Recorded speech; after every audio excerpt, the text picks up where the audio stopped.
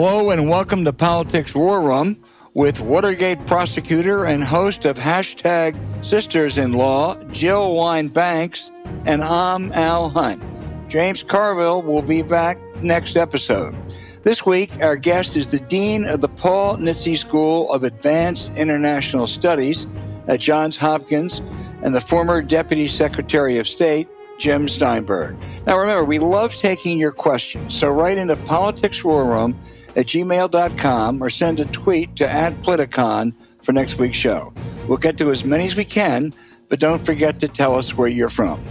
Please check out the link to our sponsor, Miracle Made, in our episode show notes. We thank you for supporting our sponsors. It really helps make this podcast happen.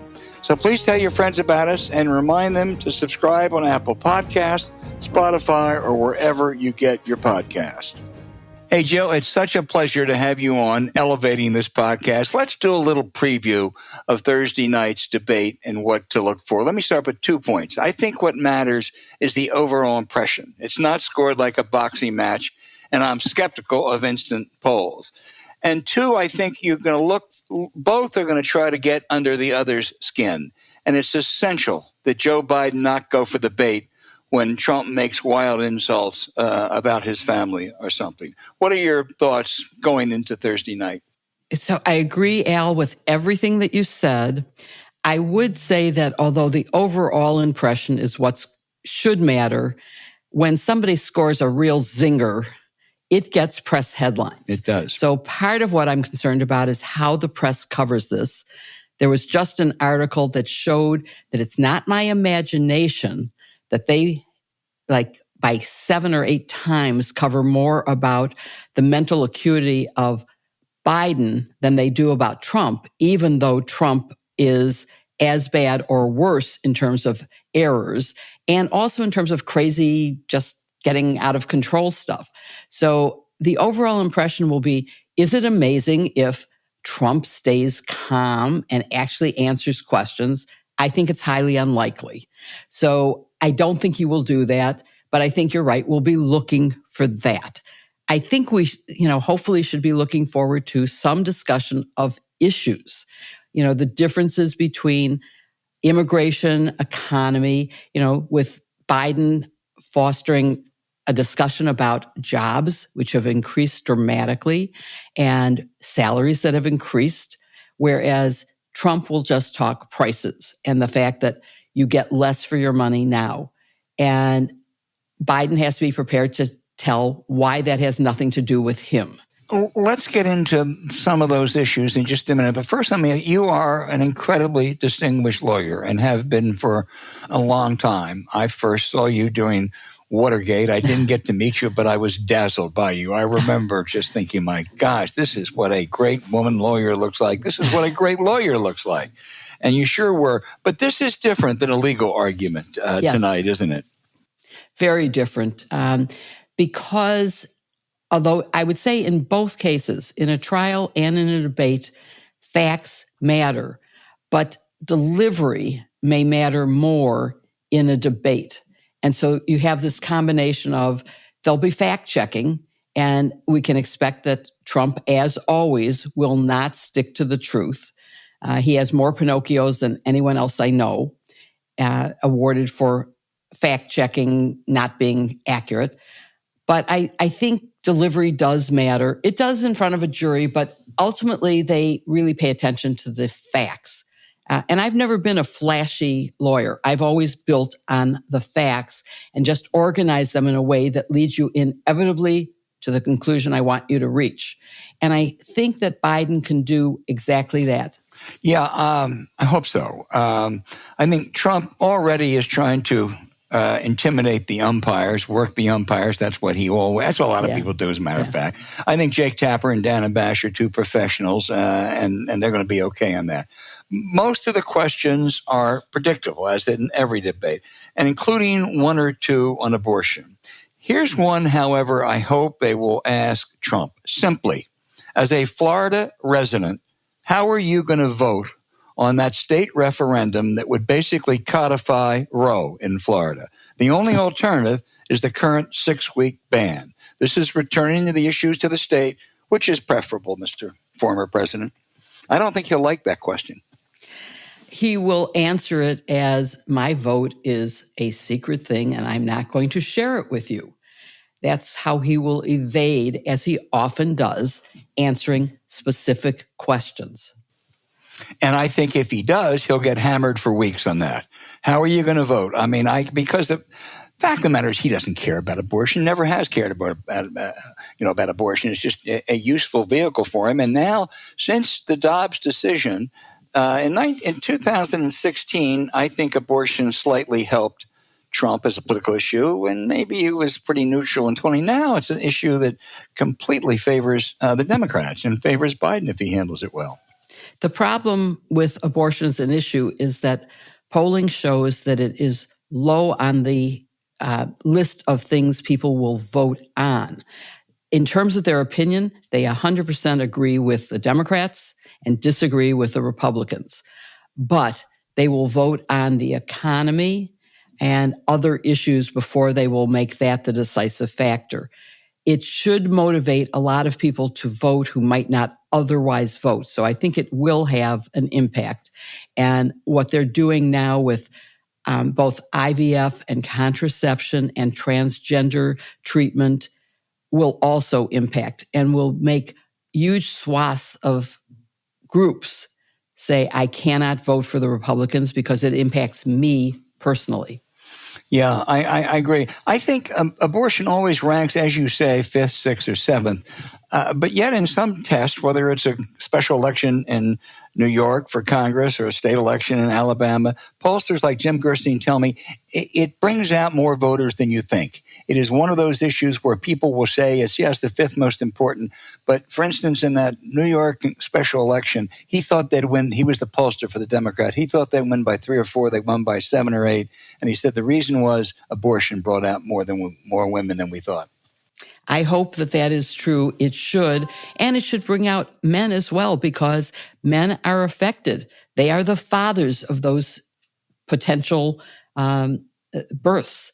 And if they don't want to be a father at that particular time, or for whatever their reason, they have to be concerned about whether their rights are taken away as much as the women do. No, they sure do. What other issues are you looking for tonight, Jill? I said immigration, the economy, abortion. I think SCOTUS should be an issue because we've seen what happened because Donald Trump made 3 really conservative appointments.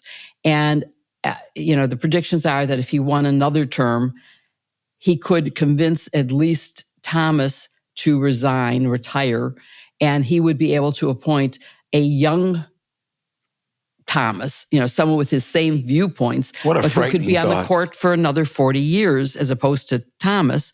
I also think some foreign policy issues may play into this. Obviously, the Gaza-Israel situation has become very contentious.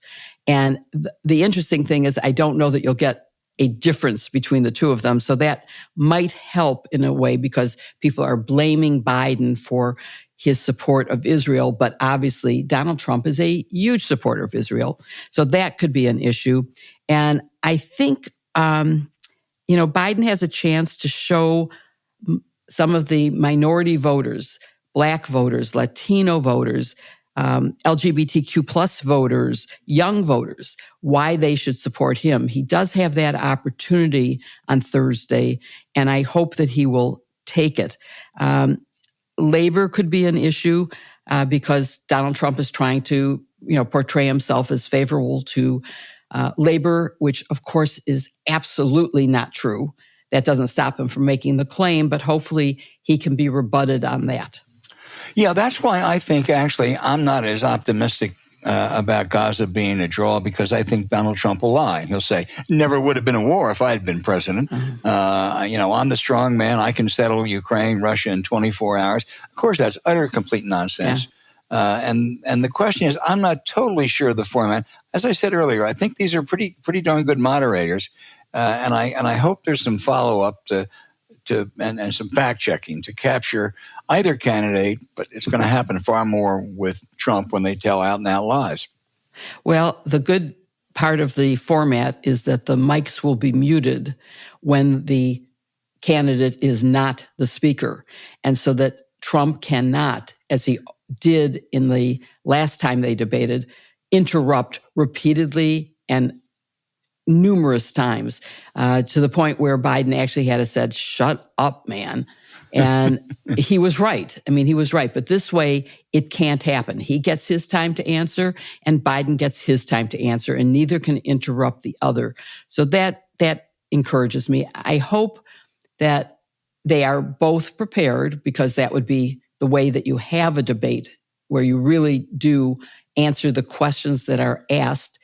Although in a debate, as in anything, when you answer questions, you sometimes veer to answering the question you wanted to be asked on the subject rather than the one that you are actually asked. And so, I as we were talking about with Trump claiming success on certain things, and it's all me.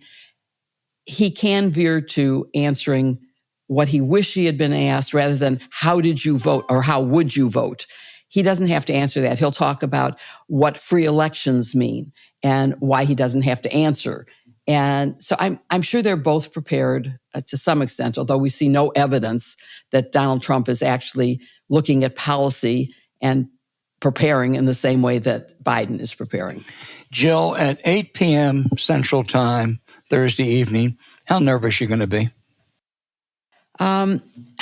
I guess I have to admit that I will be nervous because Donald Trump is an unpredictable person who could just go berserk. I personally, I guess I hope he does, because that's who he is. And I think, for example, MSNBC is no longer covering his rallies. But that means we don't always see how crazy he is. I misplaced, but I was going to wear one of my #Jill's pins. I recently acquired a shark, because to me that symbolizes his lunacy, where he's debating, would I rather get eaten by a shark or electrocuted in an electric boat? Oh, I'll take the electrocution. Get me away from that shark. That's insane. Had nothing to do with what the subject was. He just rambles on to that.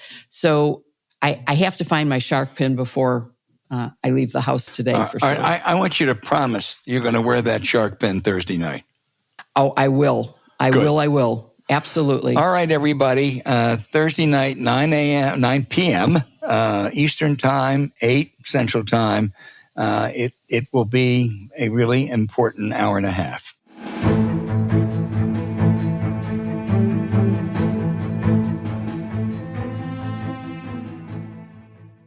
Beat the heat with miracle sheets. Well, let me tell you, it's essential in this summer. It's here. I mean, that 100-degree weather all over Texas, God knows what. Yeah, you're right. And this summer is going to be brutally hot, and these cool sheets are going to be really, really essential. Essential right now, but they're going to get even more essential come July and August, I promise you. Yeah, this is a product that is made for the times. And the times now indicate it's going to be hot as hell everywhere. And James, the time is now. Hey, we're all suffering under this heat wave, and wow, it can be hard to fall asleep, and it is really a heat wave. So don't anyone tell me that global warming doesn't exist. And after all, we know sleeping at the right temperature is critical to feeling rested for a big day ahead. So if you wake up too hot or cold, James and I highly recommend Miracle Made's bed sheets. They're a total game changer for sleeping cool and clean during the season of hot, sweaty nights. That's because Miracle Sheets are inspired by NASA and use silver-infused temperature-regulating fabrics, so you can sleep at the perfect temperature all night long, no matter what the weather is like outside.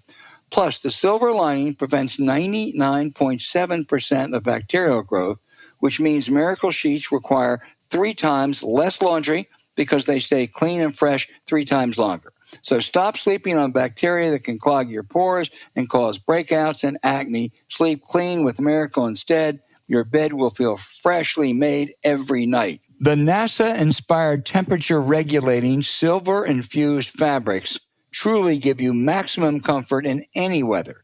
And they make pillowcases and comforters also. So join us in getting better sleep every night.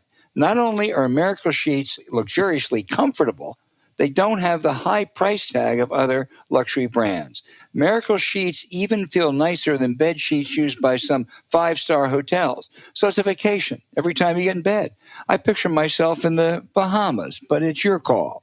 So go to trymiracle.com/warroom to try Miracle-made sheets today. And whether you're buying them for yourself or as a gift for a loved one, if you order today, you can save over 40%. And if you use our promo War Room at checkout, you'll get 3 free towels and save an extra 20%. Miracle is so confident in their product that it's backed with a 30-day money-back guarantee. So if you're not 100% satisfied, you'll get a full refund.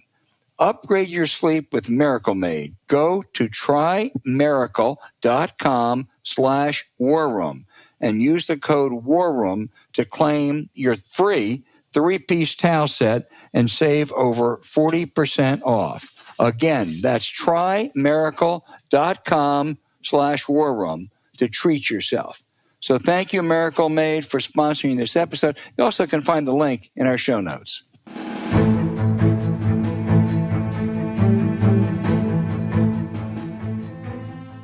Hey, Jim, welcome. And as America awaits tonight's Biden-Trump debate, the geopolitical crises around the world are not standing still. As a top State Department diplomat, prominent scholar, you are versed in all these. Let's start with the Middle East. What are the dangers of a wider war? Hezbollah in the north, Hamas diminished but not destroyed, threat to Israel, and the Houthis endangering commercial sea lanes. While Israel and Iran both, I read, may not want a bigger war, it's a tinderbox full of possible miscalculations. How do you assess the risk? I think the risk is very high. I think we're in a very, very dangerous situation because, although, as you said, I think that everybody understands the downsides to escalation at this point, there's also a sense that nobody can afford to back down. And particularly with the ongoing stalemate in Gaza and the difficulty of reaching any kind of stable solution, the pressures, particularly on the northern border, are extremely high. The escalations in recent days have been very, very serious.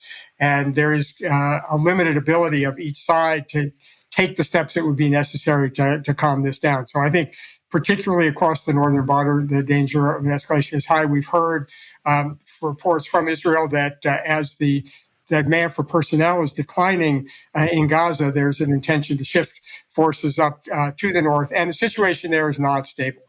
Too many Israelis have been displaced. The Israelis feel the need to respond, and so I think the risk of escalation is extremely high. Jim, some of us, we might be called cynics, I think we're skeptics, think that Benjamin Netanyahu does not want to have some kind of an accord because that could threaten his coalition and focus back on the worst intelligence failure in the history of the state of Israel on October the 7th. How do you assess Netanyahu's desires and policies right now? You know, I'm always very reluctant to attribute those kinds of motives. I think it's certainly possibly true, but because there's an alternative narrative, which Bibi Netanyahu is very committed to, even without his legal difficulties, it's quite possible that he would be pursuing the course that he's been pursuing. We've seen over the 30 years that I've been dealing with him that he fundamentally does not believe that a two-state solution is in Israel's interest or sustainable. And so even if he didn't have his own legal difficulties and his own political challenges, I'm not sure that he would agree to this. And I think he has a lot of sympathy with the more right-wing members of his coalition that basically thinks that there's no arrangement that would be satisfactory for Israel's security. And I think that's unfortunate because I think that's an extremely dangerous diagnosis. But so whether or not he also has political motives, I have a feeling that this is pretty deeply ingrained in his view of the world. Well, he was handed a new problem earlier this week by the Israeli Supreme Court, which ruled that the government must start drafting Orthodox, young Orthodox men who have been exempt, I guess men and women who have been exempt so far, and that those right-wing religious groups are central to his coalition now. I don't know how he's going to handle that, but I think the Israelis may be among the most admirable people in the world who have one of the very worst democratic systems in the world. But this is a problem if that carries through, Jim. It's a problem, but I mean, it is a democratic system, and that's part of our difficulty here. Is that despite I think the discomfort that Netanyahu's policies cause many, including friends of Israel, they have the system that they've adopted, and the opposition has not been able to rally sufficient support to take power. I think many of us would like to see the opposition take on Netanyahu at this point and really try to redirect the direction. But that's part of the challenge for any American president in dealing with the situation there is we tend to accept the idea that we have to deal with democratic governments as they are constituted. And for better or for worse, this is the one that we have to deal with in Israel. And it's certainly not going to get any better with the breakdown of the war cabinet and Netanyahu's increasing dependence on his far extreme right. Well, you're absolutely right, but that doesn't prevent us from conditioning some aid. If you have an Israeli prime minister who just rejects anything a president says, actually sometimes insults him, is going to come here July 25th to address a joint session, and I'm sure he's going to take, or I suspect he'll take shots at Biden. Why can't the administration justifiably impose some conditions on assistance? Well, the administration has imposed some conditions because it has limited certain kinds of military aid that it's providing Israel. But it also, you have to ask yourself the question, what is the goal? If the goal is simply to make a statement, there's an argument for that. If the goal is to make a difference in terms of Israeli behavior, we have to think about what the impact is. Would withholding the aid actually lead to the results that the administration would like to see? And to some extent, we have to recognize that even though there are many aspects of Netanyahu's policies that clearly the Biden administration disagrees with, he also has a lot of support for many of those policies within Israel itself. And one of the lessons I learned from President Clinton and working with him many years is that you have to be conscious of the fact about not only how is your policy or the measures you want to take going to affect the government, but how is this going to affect the broader people? And will this affect the overall degree of trust and support that Israelis have in the United States?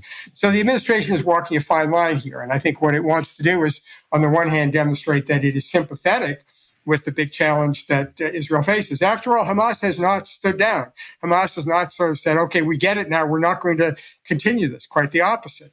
So, the fundamental need to deal with Hamas problem is something the administration is sympathetic with. And so it is walking a fine line in terms of both making a statement about the principles that we believe in, but also trying to figure out what's the most effective way to move the policy. Jim, let's turn to Ukraine. There was a sense a month or so ago the Russians were on the offense, that the situation might even be precarious. With the arrival of American weapons, which House Republicans shamefully delayed for months, is the tide turning back? It's always very difficult to tell in these situations. And I'm an experienced diplomat, but I'm not a former general. And so I'm always very cautious in my own assessments of the battlefield thing. I think there are two separate ways of thinking about this. One is what the military types would call the force on force thing, and looking at, what it will take given the progress that the Russians were able to make in digging in and developing these really remarkable defenses they now have in terms of the operational ability of Ukraine to dislodge them. But there's a deeper game, and that's a question about sort of what the long term is here. And I think that's the big problem now for the Ukrainians, because they have to demonstrate to the Russians that they can not just fight today and tomorrow, but can fight indefinitely, and that this is something that both they have the capacity and the will to do, and their supporters have the long-term determination. Because what I fear is that Putin continues to believe that he can wait the Ukrainians out, and that time is on his side. And so the challenge for all of us, and it's very relevant to the American political scene, is to demonstrate, as President Biden has sought to do, which is to say that we're in for this as long as Putin's in for this, and that we will stick with Ukraine, even though there may not be a short-term resolution to this problem. I think that's a very credible argument by President Biden. However, I think Putin is waiting and hoping for a Trump victory in November, which would change those dynamics. What would those consequences be for Ukraine and for Europe? Obviously, at the end of the day, if Trump is elected, he is free to make whatever decisions he proposes to make. But I certainly would hope, despite his past track record, that he would understand how profound the consequences are, not just for Ukraine, but for the United States. I think the consequences of the United States of walking away from this, particularly given how really impressive the European effort has been in turn, not only is going to be determinative for the fate of the brave and courageous Ukrainian people, but for the long-term relationship with Europe. I've just spent a week and a half in Europe talking with a lot of senior officials throughout Europe and analysts there, and they really see this as a decisive moment in transatlantic relations. I think the good news about Ukraine is it has brought us back together in a common purpose. But if a Trump administration came in and tried to cut a deal with Putin, I think this would cause Europeans to think very profoundly about, how much it was worth continuing to work with the United States, not just on this issue, but on a whole host of issues, not just in Europe, but around the world. Yeah. Switching the subject again, Graham Allison and Mike Morrell, two sober-minded adults with government experience, wrote a piece for Foreign Affairs that said the terrorist alarm bells are ringing, similar to the period before 9/11. If so, do you think we're prepared this time? The problem, as always with these things, is that the terrorists only have to be successful and lucky once, and we have to be successful and lucky all the time. Yeah. And so one can never, ever, no matter how much effort, how much creativity, how many resources that we put into it, and we feel complacent that we are going to be able to stop terror in all places at all times. I think we've dramatically improved our capabilities across a full range of things. But there are still concerns about resiliency of some of our systems, concerns about, whether we are prepared not just to stop in every case, which we can't be confident of, but to really make sure that the consequences of a terrorist action won't affect us. I think part of it too, and I think the service that Graham and Mike's piece does is to remind people that we can't be complacent about this. The fact that we have been so successful for 2 decades doesn't guarantee that we will continue to be in the future. So it's not at the top of mind with the crises in Europe, in the Middle East, in East Asia, but it is an ever-present threat that requires vigilance and focus by all concerned.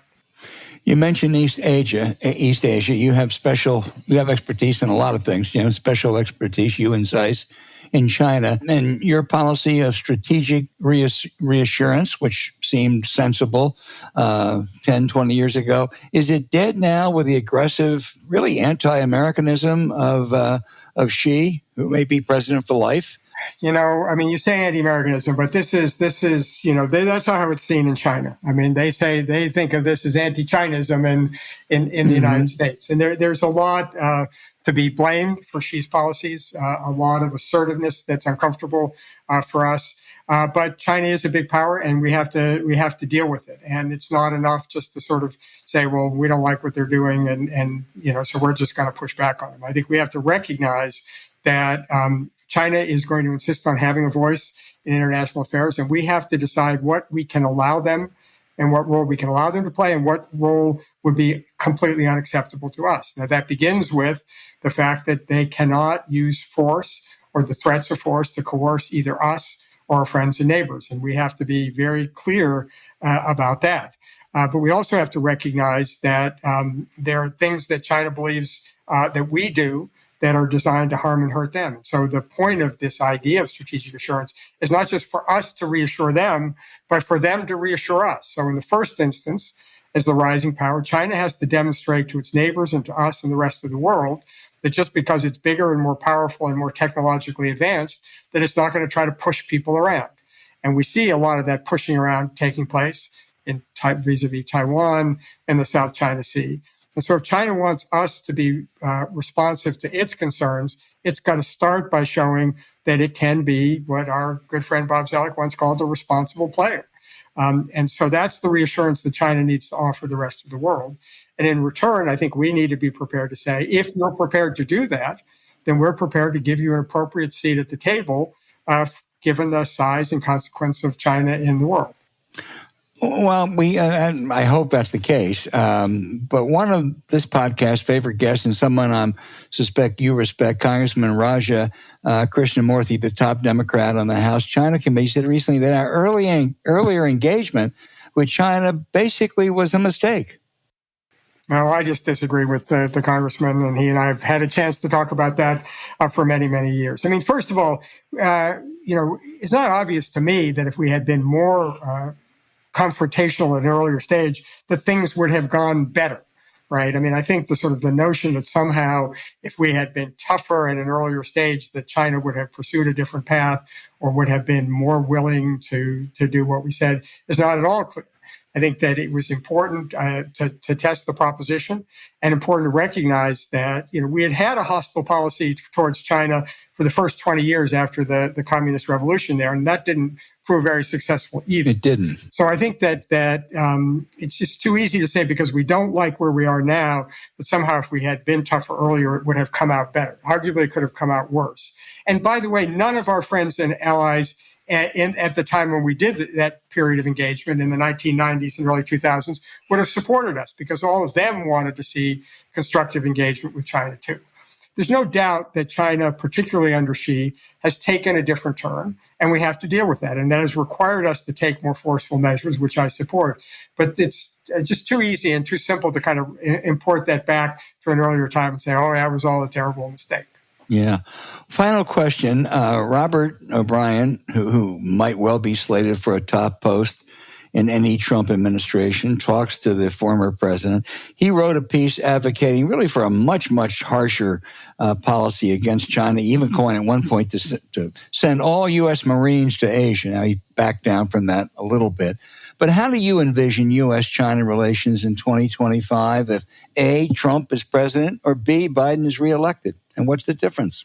I think in some ways, the playbook is not that difficult. I mean, we have to demonstrate to China that we will defend our interests, we will defend and support our allies, and that we have the capacity and the will to do that. And that primarily has nothing to do with sending Marines or anybody else to fight wars in Asia. It's to make sure that the United States is the most technologically advanced, economically powerful country with adequate military capabilities if it comes down to that. But part of the reason we got in trouble, in my view, in the early period under Xi is that people began to doubt whether the United States was going to remain competitive and engaged in the world. And I think to the credit of the Biden administration, they have done both, which is they have helped through a number of efforts to strengthen ourselves at home through technological innovation, through in supporting our industrial and infrastructure base, but also to engaging and deepening our ties with our allies and to show that we're willing to be engaged in the world. And I think that was at issue when President Trump was president, because it was not clear to the Chinese or anybody else whether the United States under President Trump was prepared to do any of these things. So I think we are on a course, and we're seeing the response in China. We're seeing in the San Francisco summit and things that China now recognizes that the United States isn't going to go away, isn't going to just back down, isn't going to be weak and crumbling.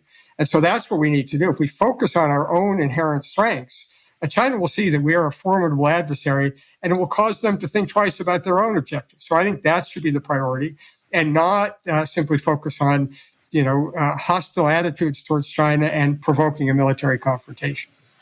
Well, on that note, Jim Steinberg, thank you so much for being with us. It's always good to have a dean on the show, particularly the dean of a prestigious place like SAIS at Johns Hopkins. I'm a little bit jealous that you took over that marvelous building on Pennsylvania Avenue from the Freedom Forum, but you really were terrific today, and thank you so much. Well, thanks for having me, Al. It's always a real treat to be with you. Terrific.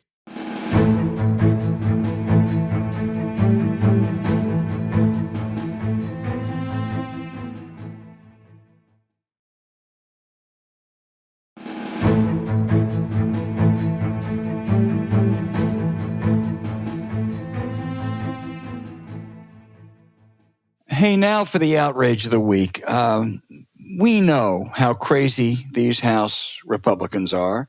We know how unprincipled most are, horrified by the make-believe Biden crimes while pretending Donald Trump, as in the convicted felon, is St. Francis of Assisi. But they also are really petty. Marjorie Taylor Greene, she of the one that talked about Jewish-like laser beams starting California forest fires, she's really unhappy with policies of the Defense Department, a subject about which she is even more ignorant than usual. So she is proposing, therefore, to punish Defense Secretary Lloyd Austin by cutting his salary to $1. I mean, that's just such a unserious proposition by such an unserious person. But everyone out there, just assess Greene and Austin's character and capacity and come back and tell us which one you think should have their salary cut.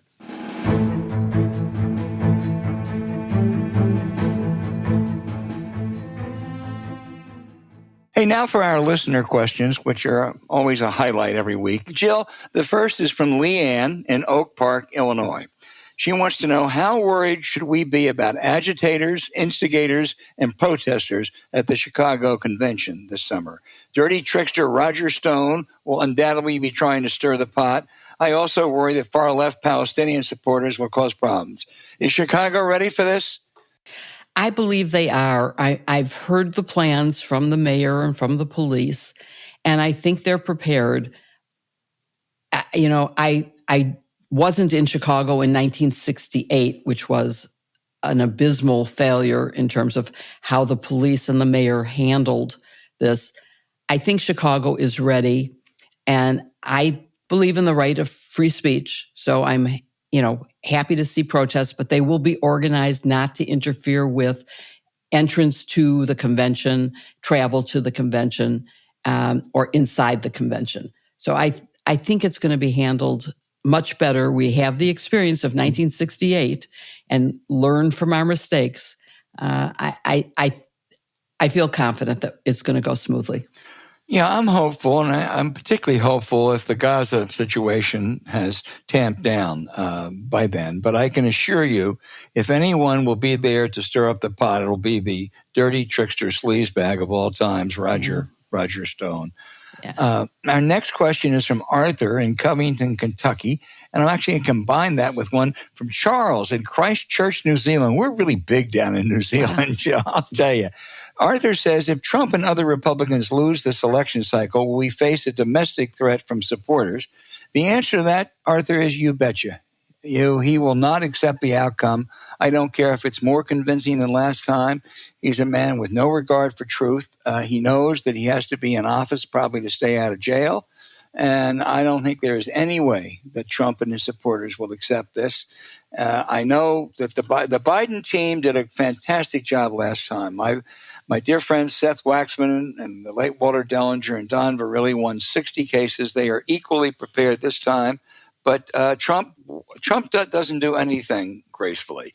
And the second question, and then Jill, you join both, from our friend down in New Zealand. If Trump loses in November, could this be the demise of the GOP as we know it? No, it won't be the demise. The big question will be, if he loses, does the GOP then try to go back to its mainstream roots, or will Trumpism be the dominant part of the party even without Trump? Hard to answer that second part in terms of what the Republican Party that we used to know, what was the grand old party, whether it will return to its real roots or whether it will stay a Trump party. It's hard to say. But if they lose, remember they lost. Well, first of all, they lost even in 2016. They lost the popular vote. In 2020, they lost both the popular and the electoral college vote. If they lose both again, they're going to have to rethink whether they can ever be a major national party. And so maybe they will go back to being the Republican Party of Reagan. I don't know how far back they'll go, but that might work. And in terms of everything else, yeah, I agree with you on everything you said. Jill, our next question comes from Pat in Durham, North Carolina. who says, I've heard disengagement within the electorate is a major driver of several top political issues, including polarization. At the same time, the last presidential election showed a huge turnout. What gives? How do we start address falling engagement? I think we have to lower the rhetoric so that we get back to some sense that you could have a civil conversation between Democrats and whatever you call the other side. I've tried to engage with Trump supporters, and I have to say I have not been successful because they refuse to accept facts. And if you don't agree on facts, if we go back to Watergate, all the networks had one set of facts. They debated the policy implications of those facts, but they didn't debate facts. They didn't create alternative facts. And unless we get back to a point where we can agree that there's a lower unemployment rate, there's a higher salary rate, those are facts. You have to accept that in order to debate what's the best way to keep that going. Is it trickle-down economics by keeping the rich from paying taxes? No, it isn't. We've seen repeatedly that when you raise the taxes on the middle class, lower them on the upper, it does not help the middle class. But as long as people are feeling as badly as they feel about the economy, you can't argue that we have to save democracy for people who feel democracy hasn't served them. So it's a matter of communicating individual facts to people as to how they are personally helped by different policies, and to find the one thing that maybe will make them see that they are hurt by the Donald Trump, I hate to even say Donald Trump policies, but maybe to talk about Project 2025 and what that would mean to every person in America, because that would be the end of any country we've ever known. Well, I agree with you, and there are issues that you can talk about that directly affect, in addition to abortion, healthcare. The Affordable Health Care Act expires next year. Drug pricing, which people really care a lot about. It's really important, I think, to drive those home. Going to Pat's question, and we talked about that old Republican Party of Watergate, which had Howard Baker and Barry Goldwater and Bill Cohen. They don't exist today, though, Joe. Yeah. That is true. That is true. And even Romney, who seemed to be more the old style Republican, he's leaving. I think today is the Utah primary, and there'll be a new candidate. He's out. Yeah. The next question comes from David in Smithfield, North Carolina. So should Biden have E.J. Carroll, Stormy Daniels, and Karen McDougal sitting in the front row the same way Trump did with Bill Clinton accusers with Hillary? No, he can't, because the rules are you can't have guests in there, and it would be a bad idea anyway. And besides, if he wanted to get all the people who have accused Trump of sexual indiscretion, I'm not sure you could, have enough seats in the arena. There have been far more than these three. You're talking about at least 26, but that's not a good idea. And I think gimmicks. I think Joe Biden's not a gimmick person. So let's just go. I'm very pleased they're having a debate, Joe, without an audience. Yeah, no audience, no props, and Trump is someone who does like to use props. I think those are good and healthy things. And I think it was a mistake for him to try to intimidate by bringing in people the last time. And I think it would be, we don't want to lower ourselves to that level. And so I'm glad that they have those rules in place. I just want to say to everybody out there, we're talking about debates, go back on YouTube and look at the Kennedy-Nixon debate of 1960 and just watch John F. Kennedy's opening 8-minute remarks. It was masterful, and that, with that, it was different rules then. Each began with 8 minutes.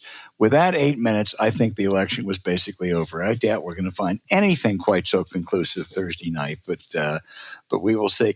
Joe, we have another Chicago. John says, if Trump gets elected, It's a terrible thought. And retaliates against Department of Justice employees like Jack Smith and other prosecutors with a lot of phony charges. Do you think that'll stand up in a court of law up to this Supreme Court? Well, that's the problem. This Supreme Court is completely unpredictable. And again, let me refer back to Project 2025, which is much more than using the Department of Justice to retaliate. It is eliminating the entire civil service and replacing everyone in government. I mean, they've only said, I think, 50,000, but I just heard one of the authors of Project 2025 saying, that's not enough. There are millions of civil servants, and we have to get rid of all of them and replace them with people who are loyal to Trump. That is terrifying. And the Supreme Court itself is terrifying because they could, for example, there's still a case pending about whether administrative agencies can continue to function. And if they don't, they're saying, well, Congress should be making these decisions. Congress can't make any decisions, but it certainly doesn't have time to make the kind of detailed analysis of issues that require a great deal of expertise. That's why we have administrative agencies, is to do that and to make regulations. So it would be terrifying. I mean, the whole prospect it's not acceptable. Couldn't agree more. Our final question is from Jeff in St. Pete Beach, Florida, who asked, should Biden perform poorly at the debate? Do you all believe that he'll be willing to take the whole ship down with him? The Democrats will allow him to do this, or will it be someone else? Jeff, the train has left the station. Biden is not going to get out, whether he does well or not the other night. Some of us thought he shouldn't have run. A year ago, he has run. And the choice now is simply Biden or Trump. And the idea that there's going to be some magical way to have a different ticket or different choice simply is not reality. Jill, you don't disagree, do you? No, I completely agree with what you said. I personally think he's been a terrific president. I think he's accomplished more in one term than most accomplish in two. And the other thing that I would note is his cabinet and his top advisors, sub-cabinet level, are really fantastic people. And they will keep the government going. They are what's important. If you elect Donald Trump, you're electing a convicted felon, still awaiting multiple trials, a convicted civil violator of not just sexual assault, but defamation and fraud. And look at who his people are. And in the first term, he did have some people who said, no, you can't do that. He will not make that happen again. He will have only people who will do his bidding. And so there will be no guardrails. Yes, if you're right. Either of them dies in office, wouldn't you rather have the cabinet and the top people that are selected by Biden rather than the ones who will be selected by Donald Trump? I would certainly rather have the government that Biden creates as the legacy as opposed to anything that Donald Trump will put into place. Well, you're absolutely right. And Jeff and others out there, it's a very simple choice in November. It's Biden or Trump. There's no third way. We have been so fortunate to have Jill Wine-Banks on as a co-host today, and you can see why I was so dazzled 50 years ago. We haven't aged 50 years, have we, Jill? Not me. No, not of course you. not. For sure not. I cannot believe that at all. Anyway, you were just terrific. Thank you, and we'll keep our fingers crossed Thursday night. Thanks, Al. Let's talk on Thursday night after we hear the debate. I think it's going to go well. I'm optimistic that Donald Trump will show his true colors and the character of Joe Biden will come through. On that note, we again will thank you so much, and we will talk right afterwards, okay? Take care, Jill. Thanks. Bye-bye.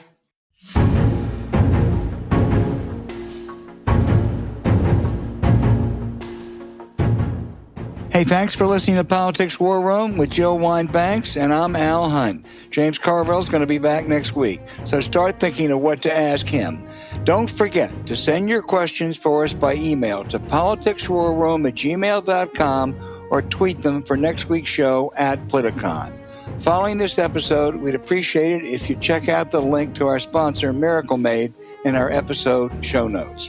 We deeply thank you for supporting them because when you do, it helps make this podcast happen. Now, to keep up with us, subscribe to Politics War Room on Apple Podcasts, Spotify, or wherever you listen, and check out our Substack at politicswarroom.com. James and I are constantly adding new content, so go and take a look. You can also find other shows you might enjoy on the Politicon YouTube channel or when you search Politicon on your favorite podcast sites. Remember, please rate the show with a 5-star review. We'll be back next week with another show as we continue our War Room planning.